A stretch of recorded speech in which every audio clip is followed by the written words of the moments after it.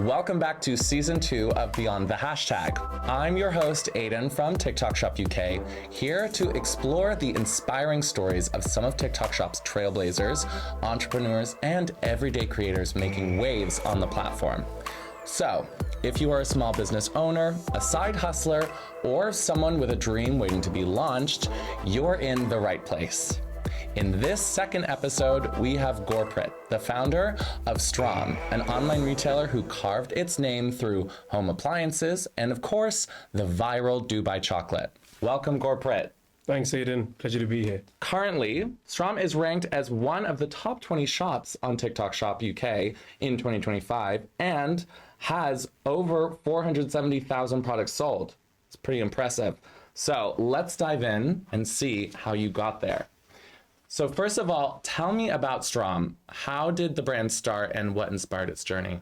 So we've been in the industry for 6 years now from the start. We started in July 2019. Straame was a vision of myself and 2 other co-founders who came in. We wanted to go into the home and living space with e-commerce. And we saw that there were a lot of products that we could have provided to the market, but giving it at the right price with the right quality. So we saw a lot of products being sold at a much higher price that the consumers or the community could have taken. And we went in saying that this is something that we can do better. This is something that we want to change. And that was the vision of 2019 for us. So yeah, about 6 years now. Wow. And what was the initial was there a specific product that you and the co-founders sort of saw together that you thought we can really crack this open? We went into a lot of storage sort of products. We went a lot into sort of furniture products, garden furniture. It's still one of our core lines right now. We still do really well, and we always push within that field. Nice. And then that was sort of 2019, just sort of dabbling, trying to understand. We spent 2019 a lot just trying to understand what the e-commerce space is, how we can do it, and how everything works, and just spent a year just trying to understand metrics, customer service, logistics, marketing, content, all of that. And we did everything in-house. All 3 of us just did everything ourselves for about a year, just almost taking it almost like a crash course. So that was the idea of 2019 to 2020, was just figuring out, okay, how does this work? What's going on? How can we do better? And what's happening? What are other people doing, or what's going on in the market overall, and what can we do better? So the idea was just that of just 2019, 2020 for about a year. To just understand that category as a whole. Exactly. Well, and then here you are today, recognized as one of the top selling brands in the home and living category. I mean, that must be some pretty exciting recognition to have. Yeah, it's not something that we look at a lot. We kind of just put our heads down and just carry on. So kind of every sort of 1 or 2 years, we'll kind of look back and be like, okay, that's quite impressive what we've done, but we still got a lot more to figure out. There's a lot more to do. The vision is a lot more bigger than where we are currently. So it's always nice sort of looking behind and seeing like, yeah, we've done quite a bit in the last 4 or 5 or 6 years. And then you kind of level up and figure out that there's so much more to do and there's so much better that you can do. So I don't take compliments very well overall. If someone tells me you're doing well, I'll be like, all right, cool. And then I'll just sort of carry on. But yeah, I think it's a testament that how far we've come over the last 4 or 5 or 6 years. I think it's been it might be me being biased just because I've been in it for about 6 years, but the last 5 or 6 years haven't quite been maybe normal in terms of like what's going on in the world. We've had a pandemic. Yeah. We then had a couple of different things going on. But maybe that's just how it always is. But for us, yeah, there's a kind of 6 years kind of feels really short, but feels really long. If you delve in and you look at individual parts of it, you're like, oh, that was a long time ago. But all of it together kind of feels like it's almost like I started from last year, but we've been doing it for 4 or 5. So it's always interesting looking back. Absolutely. Time always is a bit of like a relative theory for you. You can be like, all right, it's really short. This was just yesterday, or actually, no, that was a really long time ago. If you imagine, so for example, how you were 5 years ago, 5 years seems like a really long time or a really short time, depending on what you're talking about. True, very true. But all that aside, I mean, that is an impressively short amount of time to become one of the top players in your own category. Yeah. So well done. Thank you. Even though you don't like compliments. So then what drew the brand to tok.shop as a platform for growth? Did you anticipate that leading to the level of success it's No, in? the idea of TikTok originally was that we wanted to start promoting our brand and have sort of a presence on TikTok, but not really as a shop. The idea was just showing our products, people understanding, almost sort of guiding our consumers, our community to how do I assemble this, or how do I sort of create this, or what do I do with this product? Almost guiding them to saying, look, we've made some videos here. Here's something for you guys to look at. And we sort of started with that. And then it kind of grew with TikTok Shop itself. So we kind of just delved into it in nearly 2 years ago now. So I think 2023 July, we kind of started sort of delving into it. And then 2023 sort of November, it all kind of took off. And that, no, we never saw that coming. Yeah. A lot of people in our community, my family or my sister, came in and said, you guys really need to go into TikTok. So she's really into, she's a fitness coach herself. So she's very into the TikTok space herself. And she went, you really have to do this because I'm seeing massive amounts of growth. I'm seeing more engagement. You're really underestimating what's happening here. Spend at getting here as quickly as possible. Yeah. And we actually moved, and we actually started TikTok whilst moving premises. Oh. So the same year we moved from our London location to our Oxford location whilst doing TikTok, whilst doing all of that. So we went, you know what, we're not going to wait. We're just going to dive in and kind of figure it out. Because it's going to take us 6 months to a year to figure out anything anyway. It always does. Yeah. Yeah. So that's basically it. We started around 2019, so July was like the actual start. And then November, it really sort of took off for us. So you decided to jump into TikTok as just initially you're like, this is another channel where we can promote our own brand. Yeah, and for our community to come and ask us questions. You know, how do I do this or how do I do that? Yeah. Or us to even sort of start getting some sort of feedback of, well, if you don't like this product, or how can we better improve this? So we just wanted to sort of get some sort of a first-hand feedback from our community. Yeah. That was kind of the idea of it. And then it kind of just snowballed into actually people came onto TikTok to actually start buying our products. And we're like, okay, that's also possible. Yeah. And then it became a completely different sort of idea. Because TikTok Shop, I think, only started around sort of 2022, 2023. Before that, it was very, you would promote your products, but then link it to your website. Yes. Right. Yeah. So yeah. that was the original sort of TikTok idea. So then the shop came along, and then that sort of changed the whole trajectory of what we can do here. Yeah, absolutely. And I love that you did it. You decided to sort of dive in the middle of your own chaos of moving locations. Because some people would see that as sort of maybe a risky idea, but I think TikTok really rewards people who just want to get in there and get their hands dirty. Yeah, we're very hands-on overall. Even with the whole moving, we figured out and learned a lot of things.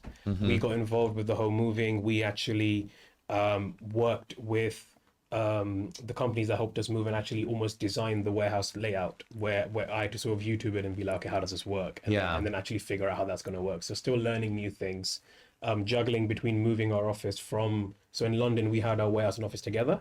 And then the office stayed in London in a different location, but the warehouse then moved. So the whole team had to sort of split in half, and we had to sort of do a restructure and figure everything else whilst moving, whilst TikTok sort of started booming. Woof. And it was fun. 6 months kind of flew by.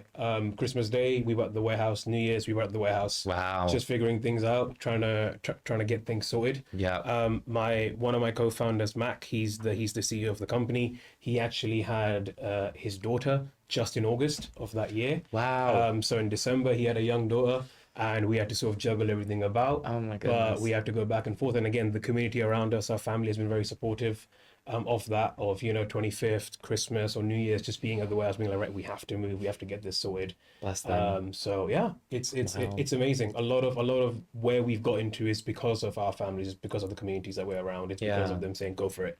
We're here. Don't worry about it. It's okay. Him having a 4, 5, 6 month old daughter at that point, and he was with me till we would start at something like 8 a.m. in the morning, be there till about 3, 4 a.m. Oh. So, but wow. we got it done. It worked.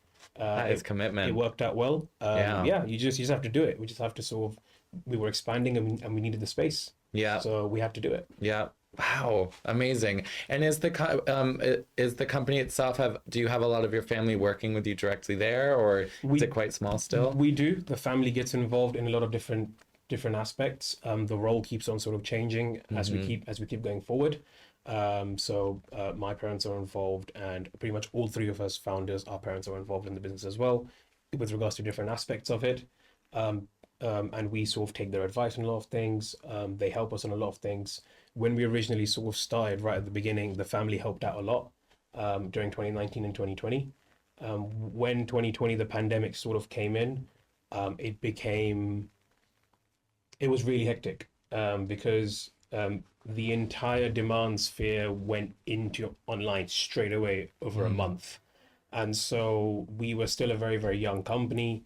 There were only three, four of us in the company. We would do everything in house. And then any single product that we bought in would just escalate. And then we would have to then catch up on logistics ourselves. So actually, it'd be like mum, dad, or Mac's mum, dad, or Bob's mum, dad, all three of our co-founders, all sort of nine of us would basically go in and be like, right, need to pack. Wow. Let's get into the warehouse. Let's get this All done. hands on deck. Yeah, all hands on deck for 6 months, 7 months, 8 months, 9 months, till we figure out what we need to do.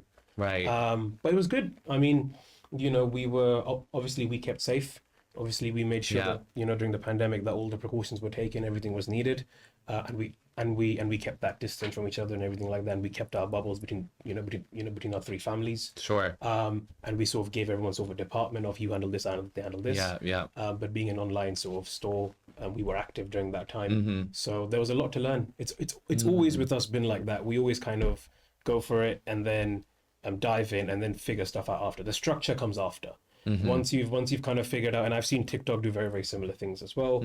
As a company, I think that TikTok itself also dives in and then the structure comes after organically, right? Afterwards, the structure will come, right? And there's a lot of movement. There's a lot of movement between teams. There's a lot of movement back and forth. And you have to be dynamic. You have to you don't wait to get 100% of the information. As long as you have 60, 70%, dive in. The remaining 30% will come in. Right? You can't wait to get the 100%. Yeah, absolutely. You just got to get going. You just exactly. Just get started. The rest will come in. So what was the first breakthrough moment you remember having on TikTok Shop for the brand? So when we started in July 2023, we had one product, which still actually we do quite well.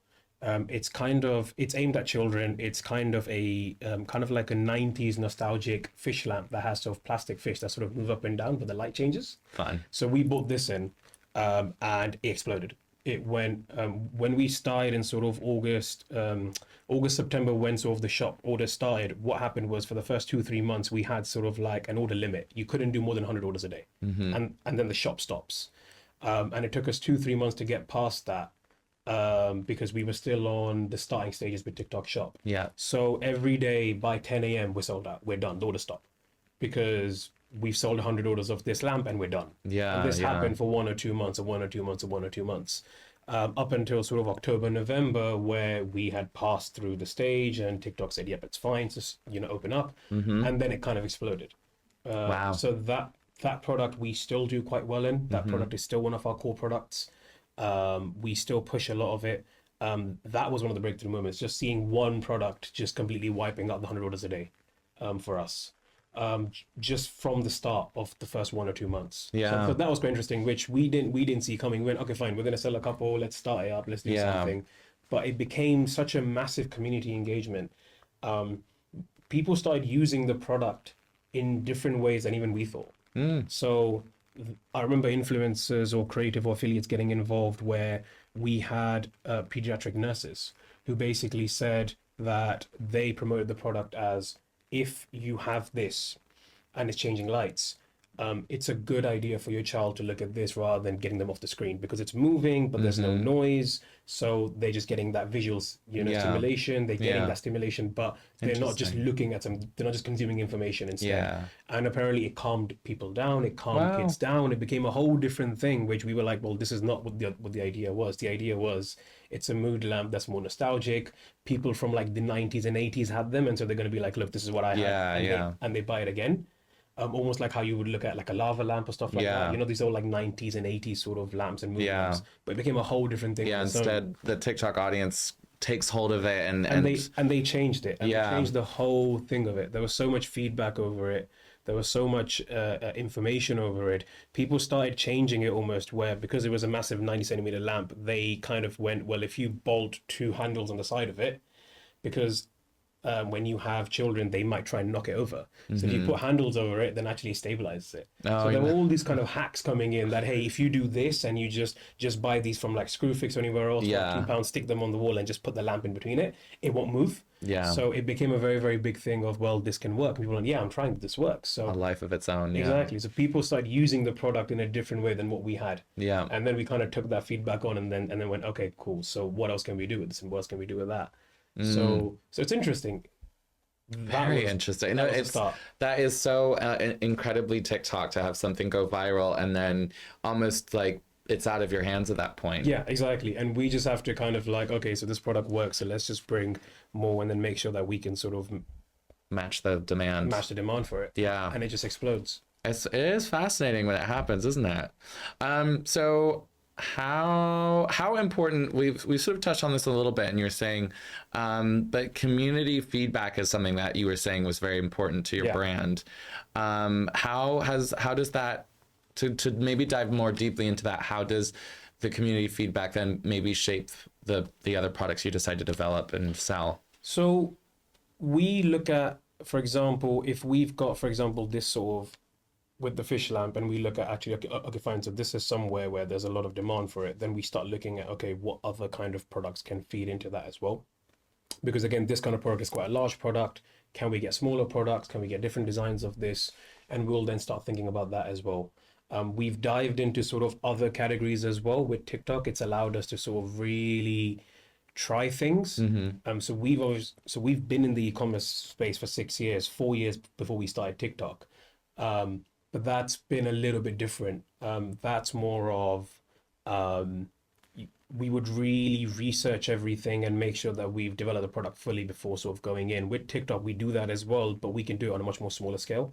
It allows us to trial and test things and get feedback very, very quickly. Yeah. So if we bring something in and they say, okay, this is not good, that's not good, that's not good, that's not good, then we'll change it. Yeah. Right? So we had this a lot as well. So even with, for example, with the Dubai chocolate, we did actually have an iteration of it before. We tried it.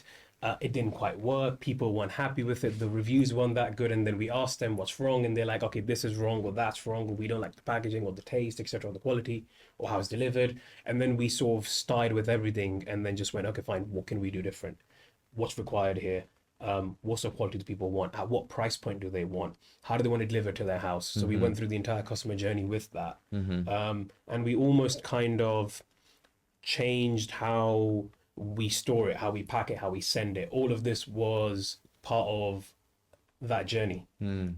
So we always take that feedback into consideration, and we always try and understand different products require different things. You might want one product that speed is everything. You might want product where price is everything, and you might want one product with the experience of quality is everything. So we try and balance which one of these three is required, for that product. So all of that feedback is very, very, very important constantly that we're getting. We're looking at the reviews, we're looking at the comments that we get on videos, we're looking at the comments that we get on our account. We have a full team where on a weekly basis, we need to get this information. What's going on, who said what, or why are they happy, why they're not happy. We need to have this feedback firsthand, and we need to act on it quickly, so we can make sure that we're on top of things. Yeah. So all of this sort of positive feedback and negative feedback has to come back, and it comes back straight to us. So we don't let anyone else deal with it. All us three founders will sit there and say, like, okay, fine, on a weekly basis, what's going on a monthly basis, what's going on. We need to know what's happening first-hand basis. Yeah. So we can make sure that the strategy is working, that the products that we're bringing in are exactly what they want. Yeah. Or if there's something that we need to change, then let's talk about it now. Absolutely. And you also want to take advantage of having that kind of agility so that you don't waste time in development and testing. Which is not something that we used to get with some of the other platforms. Yeah. You would get reviews and that was it. But the idea of where customers can send us videos and they can be like, well, what do I do here? And then we can send them a video back being like, well, you can do this. Yeah, yeah. Or even looking at affiliates sort of talking to each other and replying to each other via videos, right? Someone asks a question, they send a video back, answering that question. That's a whole different field that we hadn't seen before. So we're still sort of understanding that and diving into that and looking at that and trying to, trying to get as much information from that so we can take the right decisions. Yeah. Absolutely. Well, now that we know how Straame began, let's dive into the magic of TikTok Shop. Straame has not only built trust through high quality products, but has also mastered affiliate selling, becoming one of the highest GMV home and living brands. So let's dive in and explore how Straame is reshaping the home and living industry. So, what was the moment that Straame realized selling on TikTok Shop could become such a powerful tool? It's when we saw not just one, but a few of our products becoming viral. Products that we thought, actually, this is the right time to bring this in, and then let's do a test. And it completely going viral. I wouldn't say overnight. It was more of a, we would send it out. A couple of people would try it. A couple of community members would buy it, try it, and love it, and then it would sort of just escalate. So over 1 or 2 weeks or 3 weeks. So when we kept on seeing that, not just one time, but every single time. So we'd bring a product in and we would try it, that worked. Yeah. Try another product, okay, that didn't work as well, but still worked. Try another one, and then it worked again. So we're like, fine. So it wasn't just a one-hit wonder, because one of the problems, one of the concerns that we had when we started with our first product was, well, is this just going to be with this product? Yeah. And is it just going to be with this product this year? Yeah. Or is it going to be something repeatable? Or how does it kind of work? So trying to understand that as well. So that was the time when we kind of spent, over the last 2 years, we've tried to understand what is it about the products, or what is it about our products that are causing these increase in demand, or people are happy with it, or what's causing the virality. So we're trying to sort of understand that. And we've kind of now somewhat understood how it works. You can't fully get it. But over the last 2 years, we've kind of tried to understand, okay, yep, that works and that doesn't, and maybe try something, something different. Yeah. So that's part of it. Just looking at, actually, you can replicate it. Yeah. And if you can replicate it with different products or the same product again, then you know that actually this is sustainable and something that we can do longer term. And then we start investing more resources into it, building a team around it, really focusing our time on it as well. Now actually almost bringing in products for the channel itself, where it used to be that we would bring a product and then do it on TikTok as well. Now we're bringing in products for TikTok. Right. As well. So there's a full little shift in our strategy as well, with that, because we know that we can replicate it. We know what we need to do with that. You know which bells and whistles to twiddle. Kind of, yeah. We started to sort of figure out that there's still a lot more to learn. Everything changes. Yeah. New features come out, new things come out, trends change. And I'm sure you've got your own insights from sort of working in this field long enough that you can look at a product and think, this is what's going to really work, or these features are what are going to really work. Yeah, exactly. Yeah. And we always try and we look at a product in the market, we look at what we want to bring in the market, what problem we're trying to solve, and look at what features can we bring in at the price point, bring us something extra, bring something in that actually helps. What can we do to actually fix something? Or we're looking at something and be like, okay, this product in the market or something in the market is missing this. There's no one product that has all these things ticked. So what can we do with that? So we're always trying to sort of look at that as well. We did a very similar thing with the Dubai chocolate as well. We looked at sort of speed. We looked at how quickly we can get it to people, because it's not like clothing. When you're looking at something food, like a chocolate, that's sort of like a delicacy, you're kind of buying it today and you want it tomorrow. Right? Yeah. You really want it. Yeah. So we kind of started shifting ourselves into how quickly can we get the product. Talking about that's so important. So we looked at that whole structure. We looked at how we're going to pack it. We had issues with it when we started with it okay, it's a chocolate bar. It's the first time that we're doing something that's sort of a food item. What if it breaks? How are we going to protect it? How's it going to get to the person? So we looked at all of this. We did drop testing where me and my colleagues would just literally just pack it a certain way and just start throwing it around the warehouse, being like, okay, is this going to break? Make sure is this not going to break? How's it going to survive? Yeah. And we used to drop it from sort of 5 meters, 10 meters in the height, just be like, well, it really needs to survive. So we did a lot of this. So I think that's just sort of persistently going into it. And I'm the kind of person where my Mac and Bob aren't sort of that into details. They'll just be like, okay, we've done this. And then they'll sort of go do their thing, and they'll leave me to it just to really understand everything. I like getting into the details. So I like knowing the features. I like knowing how it works. I like knowing what we can do. So I'll sort of say, give me the weekend. Give me this product and just leave me for the weekend. Wow. Leave me on Saturday and Sunday. I'll just sort of fiddle with it, figure everything out, and I'll come back and we'll discuss on Monday. Wow. The other team member we all want. Doing all that nitty gritty work. That's the good stuff. So then looking more maybe towards the affiliate marketing, this is kind of a two-part question. But you have a very strong presence with your affiliate community. First half, how do you nurture that community? And secondly, what was the turning point for you to realize the importance of affiliates in selling your products? So nurturing the community is you have to give it time. It's very different to other platforms where you're having conversations. Yeah. You're having conversations with everyone. You're talking human to human, right? So you've got to literally talk to everyone one by one. All right, so here's the product. This is the situation. This is the feature. Send them the sample. Understand what needs doing.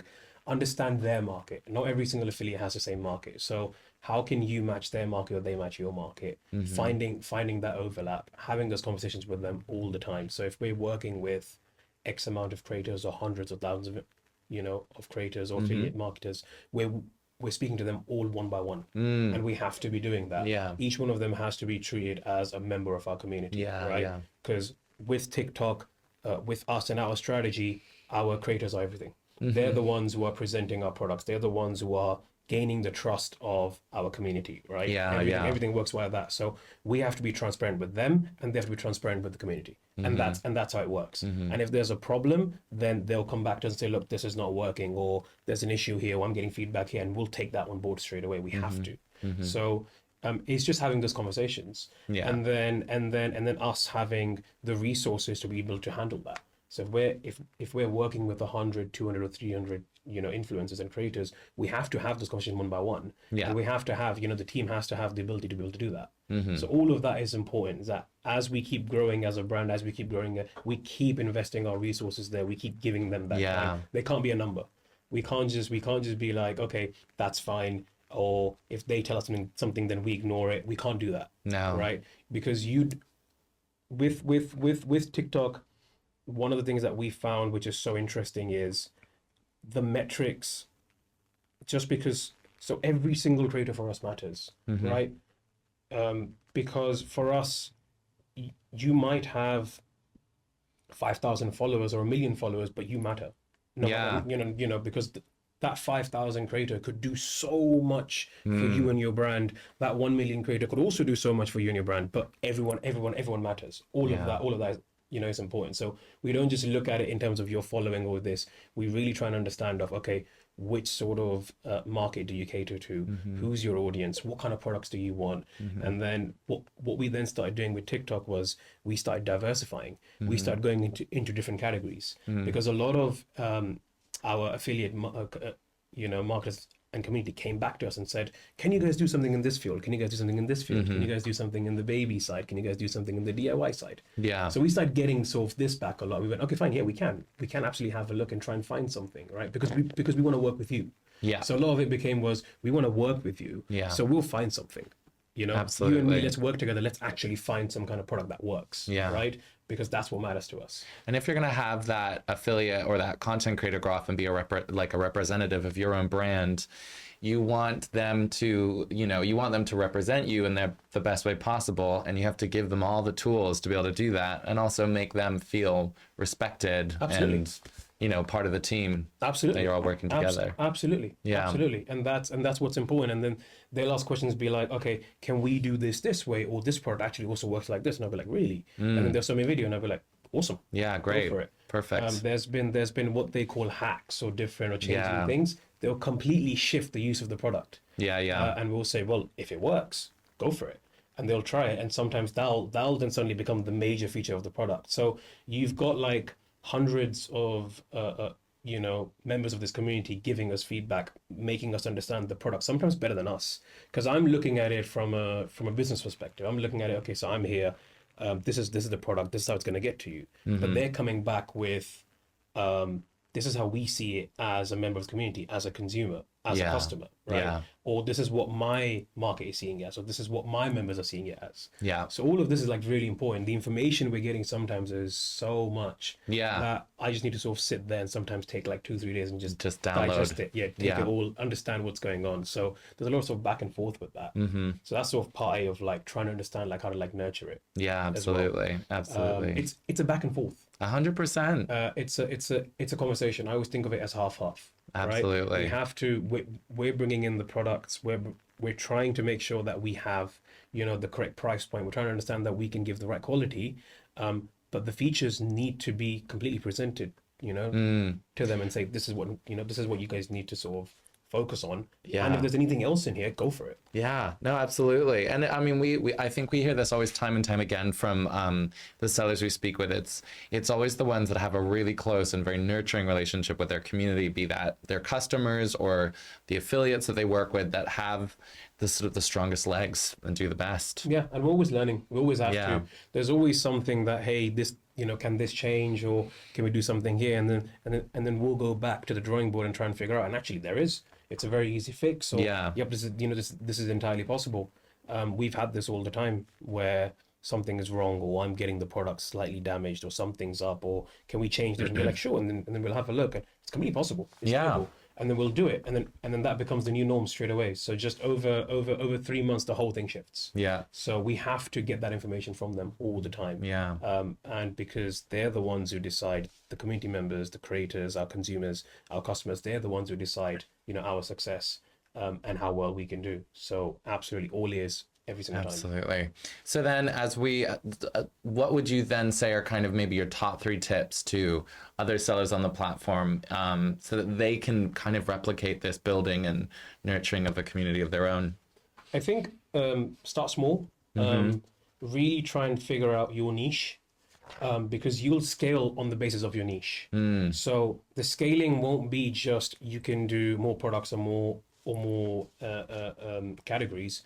It will be, what's your niche? What are you trying to sort of provide, right? So is it something that you're doing essential items, but you're trying to go on price? Are you trying to go on sort of service? Are you trying to go on delivery? Are you trying to actually build a brand that is about quality, and you're building a community, and people are willing to pay the price for that, because absolutely, you know, you've got the quality on point every single time. Yeah. So you really need to understand your market, right? And all the big brands know exactly what they're doing. They'll sort of they'll change trajectory a little bit, but you won't have something. For example, if you're a discount store, you won't start selling premium products. It doesn't make sense. It doesn't fit your market. If you want to do that, then you do that completely separately. Yeah. It's a separate branch, a separate thing. Yeah, exactly. Yeah. So stay, understand which market you're feeding into, and then with that, then scale. The scaling will come. Yeah. So just figuring out your niche. Once you've got that niche locked down, you can literally Just be then start scaling. consistent within it. Yeah. And take your time figuring out the niche. Yeah. For us, it took us maybe 2 or 3 years to try and figure out, well, what's our niche? How are we going to do this? What are we going to go for?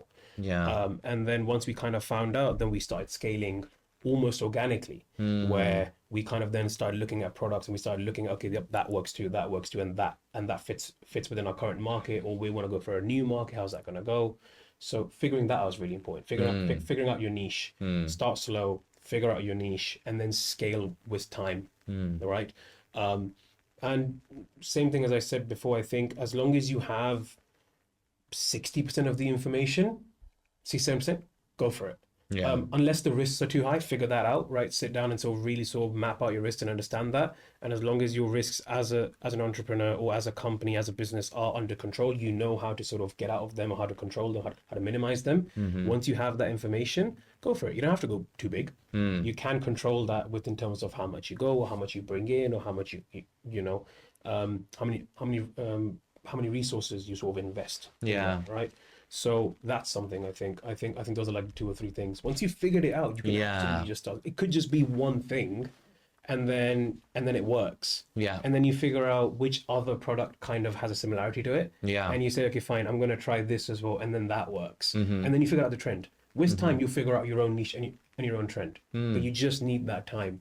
Yeah. To then do establish. it. Yeah. That's absolutely. what you need to do. Absolutely. So then, to maybe the newbie listening, explain the viral Dubai chocolate phenomenon. Sure. So, I actually lived for 10, 11 years of my life in Dubai. And so did one of the co-founders. He was actually born there. Oh, wow. So we're very familiar with Dubai ourselves within our life. we went back. I went back there on sort of holiday after like 10, 7, 8, 9, 10 years again. Dubai's very changed now compared to 10 years ago. It's become a whole different landscape. So that was a very big surprise. Going there, we sort of heard a lot about this kind of product with the Dubai chocolate being very famous. There's a lot going on. We tried to understand what the product is and what's going on. We then, found, again, started doing more research, found our suppliers, trying to figure out what's going on and what we need to do. Then spent about 4, 5, 6 months just sort of doing as much research as I can. I had to get other family members involved because I was trying way too much chocolate, way too many flavors, way too many suppliers. It became a very, very big thing where I would like 100 bars in my house, and it's not good. Yeah.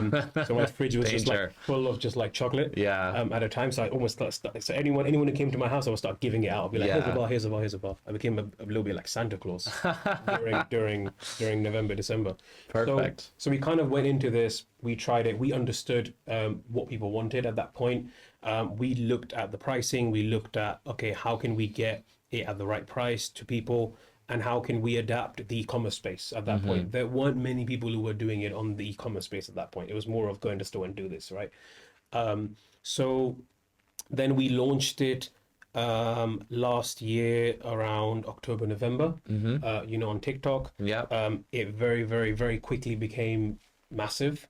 Yeah. We actually sent a few into TikTok HQ, and our account manager, Helena, bless her, just went, go for it. Where we literally just sent for 5, 10 samples. Said, what do you think of this? She said, absolutely go for it. Like, yeah. This is so good. And then we started sort of going into that. But we spent a solid sort of 3, 4 months, 5 months of just trying, making sure, because it's chocolate. What is chocolate? Chocolate needs to look a certain way.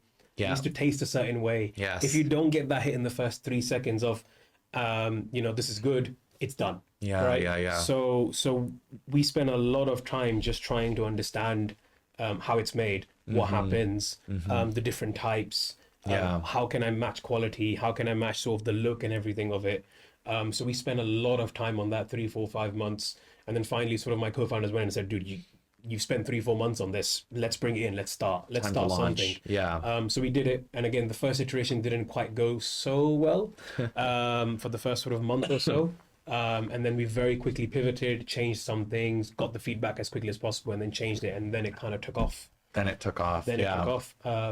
Amazing. And yeah, still going. Still flying off the shelves. Yeah, still working. Again, now we're sort of releasing new flavors. We started with just the milk in the dark, and then came sort of like the Lotus Biscoff flavor. Now we've launched 2 new flavors with we've done sort of Bueno cream.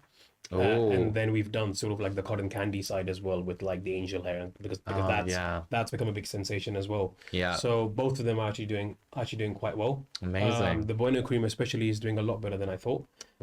So yeah, always on the hunt of trying to launch new ones, trying to figure it out.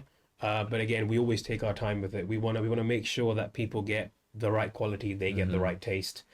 We've kind of, I think, set our own standard within the company of this is what the taste needs to be. This is what it needs to look like. This is what it needs to get to the customer like.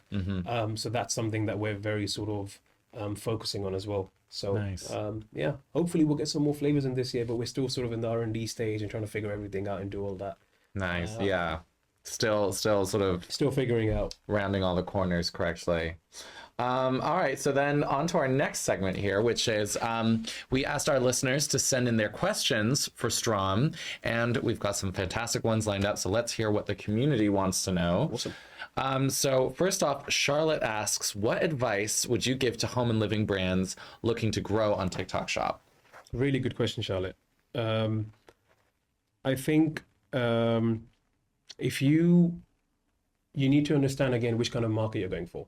So home and living is a lot of different things. Yeah, because you've got storage, you've got furniture, you've got even children's storage kind of counts as it as well. And then you've also got sort of like the appliance side of it. Yeah. Right. So it's a very big sort of broad category. It's one of the biggest categories. Yeah. That's then made of hundreds of subcategories. Absolutely. So kind of figuring out which part you want to go into. Do you want to go into the seasonal side, the summer and the winter side? Do you want to Right. go into sort of like the everyday living side?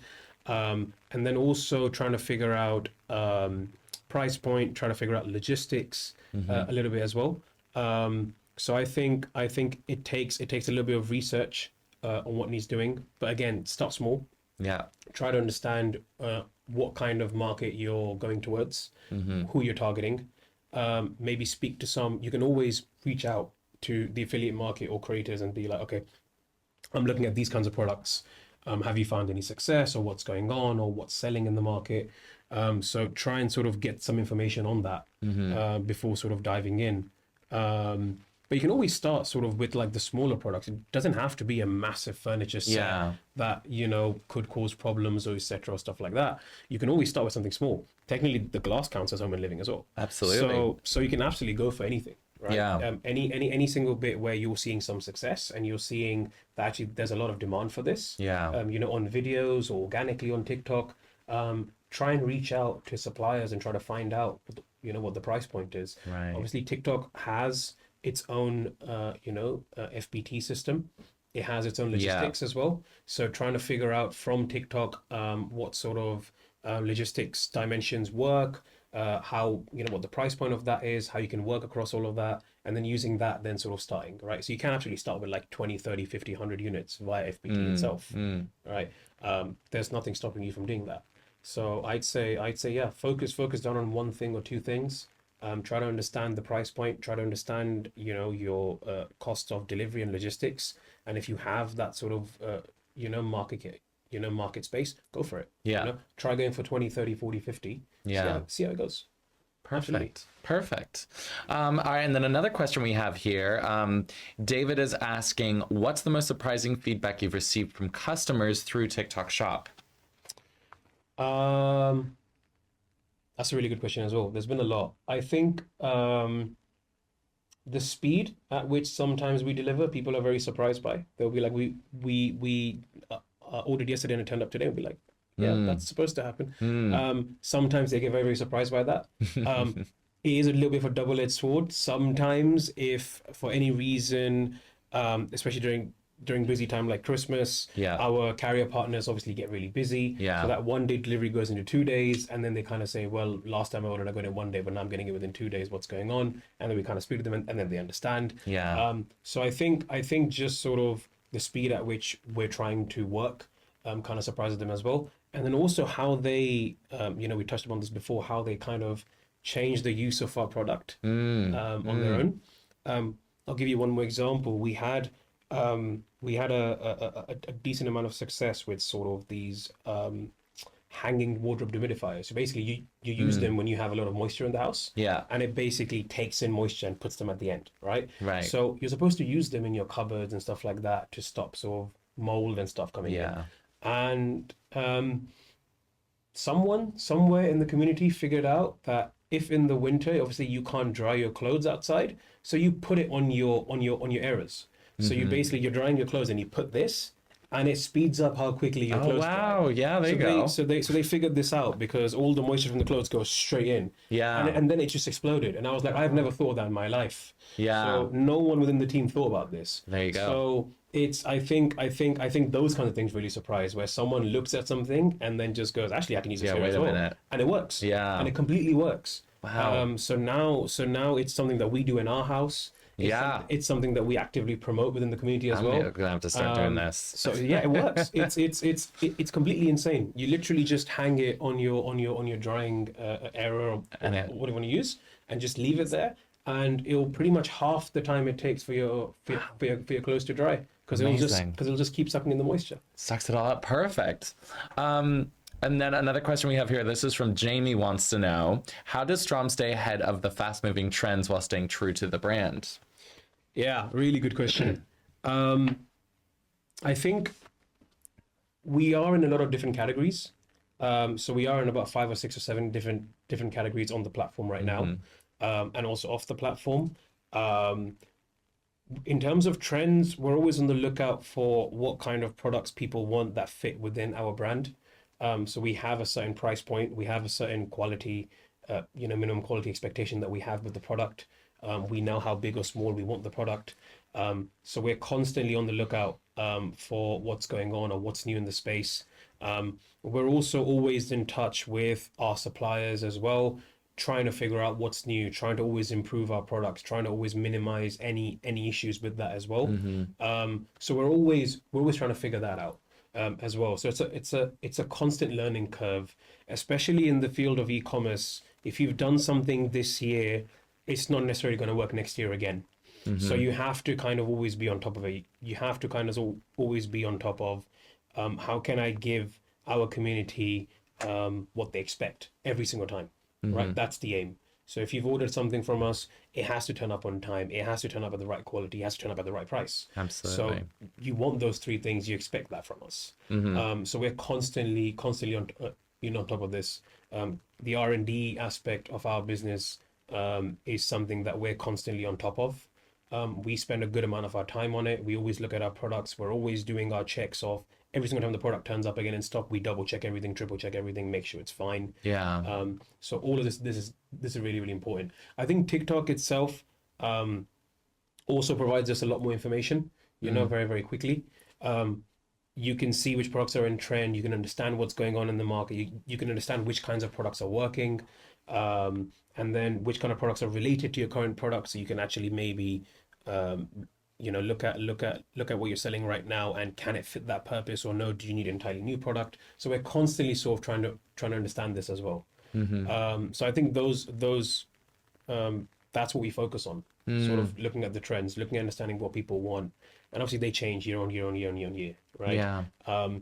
So, for example, traveling is a massive category as well. Luggage is a massive category as well. Yeah, for sure. That's something that obviously a lot of us as sellers are very interested in. That category, it's not something that we traditionally do, but we really want to get into it. And it fits into our brand really, really well.